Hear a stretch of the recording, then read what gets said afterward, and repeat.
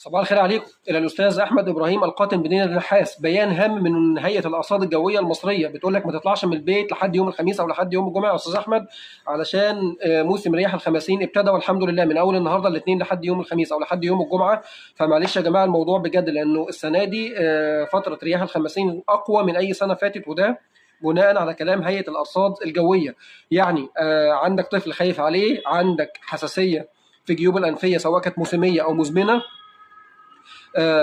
عندك مشكله في عينيك، عامل عمليه في من اي نوع، يعني عمليه ميه بيضاء، عمليه ميه زرقاء، عامل ليزك، عامل الكلام ده كله، يا ريت حاول على قد ما تقدر ما تنزلش لحد اخر الاسبوع، لانه السنه دي جامده جدا رياح الخمسين. وفي الاخر بقى لو انت اقل من 60 كيلو حاول ما تنزلش برضه، لانك انت ممكن في واحده من دول تلاقي نفسك ما اتشفطت ازاي، احنا مش فاهمين. فبجد الموضوع السنه دي صعب جدا يا جماعه، قلنا بس نبلغ الناس علشان كل واحد يخلي باله من نفسه، يعني ما نحاولش ننزل الا للضروره القصوى. شكرا، صلوا على النبي.